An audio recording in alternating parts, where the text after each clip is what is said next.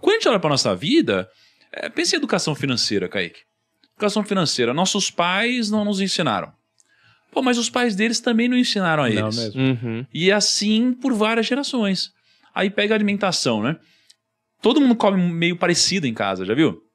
Se numa casa todo mundo come batata frita, cara, geralmente os pais também comiam batata frita e vai seguindo assim por diante. Nossa. E tem aquelas casas onde todo mundo come de uma forma mais saudável. Não, a Dani, né? A Dani, né, minha noiva é uma pessoa muito fitness e tal, tem uma consciência de alimentação gigante. Cara, a criação dela em relação a esse assunto é muito diferente da minha. Tipo, Era uma assim, criação negócio mais focada nisso? muito, muito mais focada, muito mais consciente. E desde tudo, assim, desde, cara, a família sentar à mesa, todo mundo comer junto, não sei o que lá. Eu era tipo, cara, comendo na frente da TV, nuggets ali, ketchup já era, não sei nem o que eu tô comendo, entendeu? E aí o que é importante? Quando a gente pega um versículo falando sobre maldição hereditária, ó, em Êxodo 25 fala o seguinte, ó: não te encurvarás a elas nem as servirás, porque eu, Senhor teu Deus, sou Deus zeloso, que visito a iniquidade dos pais nos filhos até a 3ª e 4ª geração daqueles que me odeiam, né? Que foi o que o Rodrigo falou.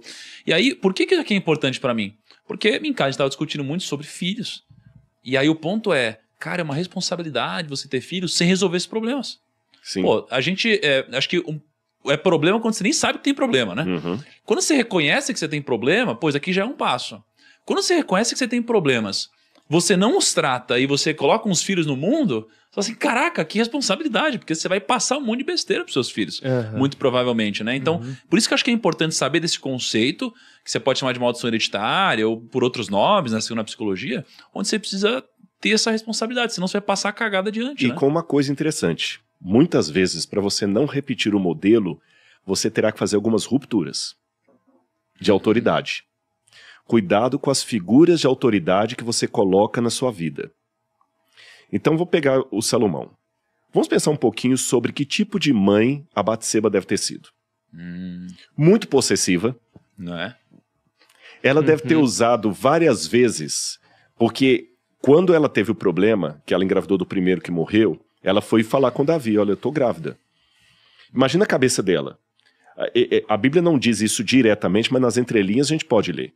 As acusações. Olha aqui, eu estava quieta lá tomando meu banho, você que me chamou. Não, você que me seduziu. Esse DR deve ter tido entre ela e Davi. Perdeu o filho. Ela deve ter virado para Davi e falou assim, por sua culpa, meu menino morreu. Não, foi por sua culpa.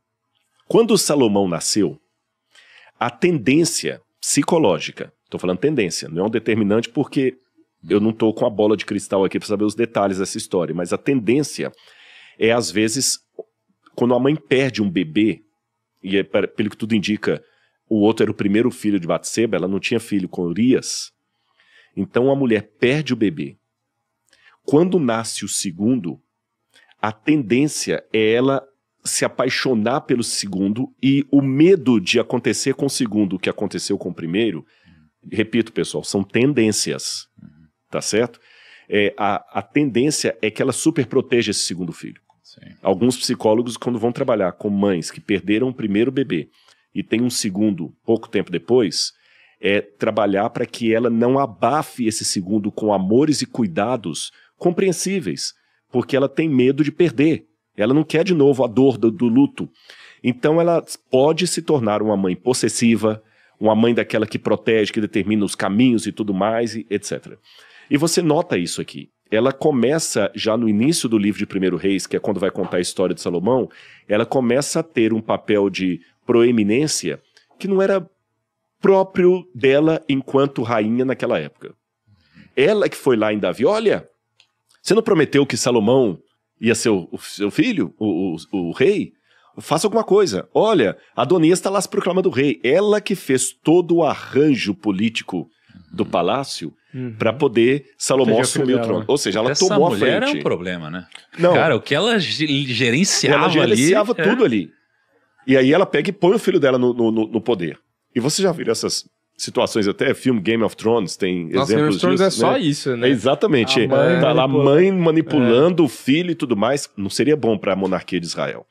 Aí a próxima coisa que ela faz é quando o Adonias, ele vai lá e pede para não morrer. Salomão fala, eu vou te poupar. Eu vou te poupar. Aí ela chega, depois, o Adonias vai procurar quem?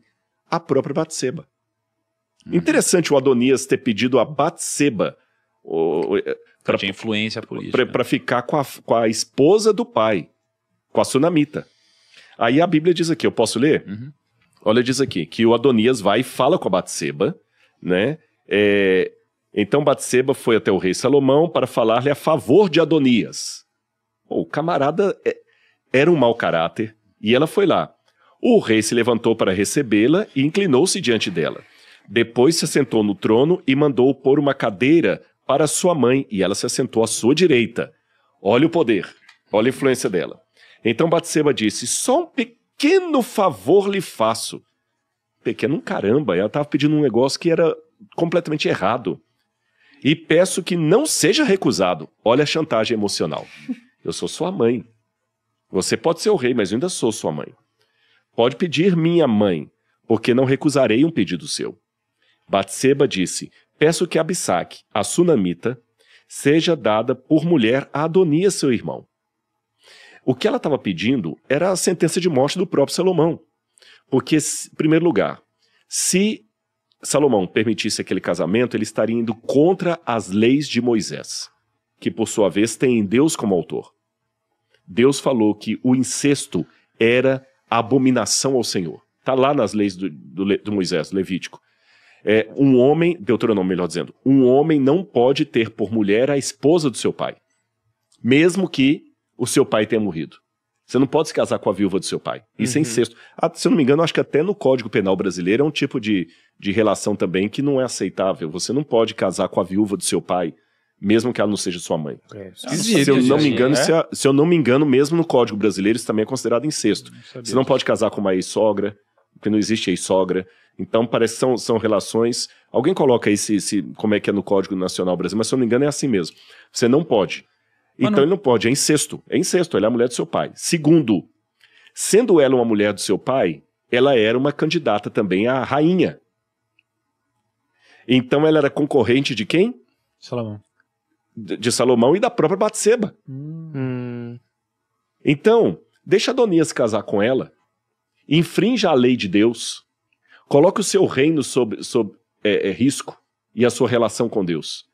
Aí Salomão, nessa mesma hora, vira para a mãe dele e fala o seguinte, por que a senhora pede a Abissaque, a sunamita, para Adonias?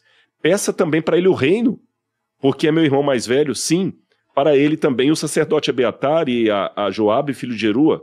E o rei Salomão jurou pelo Senhor, dizendo, que Deus me castigue se Adonias não falou essa palavra contra a sua própria vida. Olha, mãe, só desculpa. Ele não só não atendeu a mãe dele, como a repreendeu e a colocou no lugar dela. E embora a Bíblia diga que nós devemos honrar pai e mãe, a Bíblia coloca limites nisso. Então, por exemplo, estamos falando de maldição hereditária.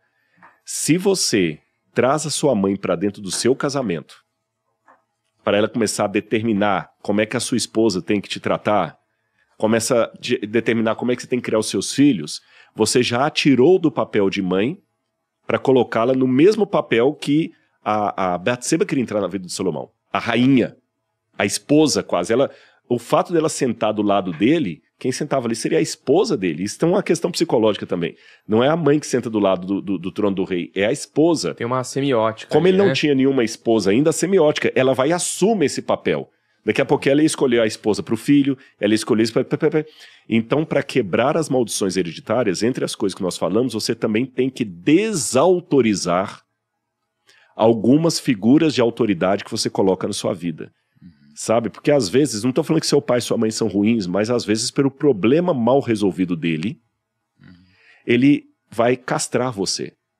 Sim. Tem mãe às vezes que não aceita perder o filho para outra mulher. O filho assume aquela castração psicológica que a mãe fez e ele não consegue se dar bem com mulher nenhuma. Porque eu tinha um amigo meu, já falecido, inclusive, que ele tinha uma história interessante. A mãe dele, ela sempre que ele arrumava uma namorada, ela passava mal. E quanto mais certo fosse dando o casamento, ela ia para o hospital, a pressão dela subia, uma série de coisas. Olha. Ele só conseguiu se casar com uma que a mãe arranjou para ele, que ele não gostava da menina, e que era igualzinho à mãe. E ele foi infeliz. Mas toda vez que ele arrumava uma namorada, a mãe passava mal. E ele morava com ela, já tava passando dos 40 anos, não conseguia casar por causa disso. Não. Mas Você tem entendeu? um cara aí que tá por aí, tipo, não consegue Mais ou casar menos, nem a pau. O cara tá, né? Quantos anos, Kaique? Eu acho que tá aqui, bateu o quê? 11, já 12? Então vamos resolver isso. Vamos Tem uma resolver premissa, isso aqui. Tem muita coisa, cara. Muito... Tá no Tudor, né? Tá Olha, no tudo, exatamente. Não tá no quer tudo. dizer que é o seu caso, mas em muito... Vou te Não, mas eu não tô na tranquilizar. casa da minha mãe, tá? Só pra deixar claro. Mas vou te tranquilizar com uma situação do próprio Freud. O Freud dizia que muitas vezes o charuto era a reminiscência do seio feminino. Por isso que os caras gostavam de ficar chupando charuto ali, aquela coisa. Entendi. E os alunos do Freud em Viena o viram um dia fumando um baita de um charuto e questionaram: mas o senhor não falou que o charuto é uma semiótica do seio da mãe? Ele falou assim: não. O bom psiquiatra é aquele que sabe definir os momentos em que um charuto é tão somente um charuto. Então há momentos que estar solteiro é simplesmente estar solteiro. Mas há momentos que sim. Você não conseguiu quebrar uma maldição hereditária por causa que você não ainda desautorizou algumas figuras castradoras que estão na sua vida impedindo o seu sucesso, o seu crescimento.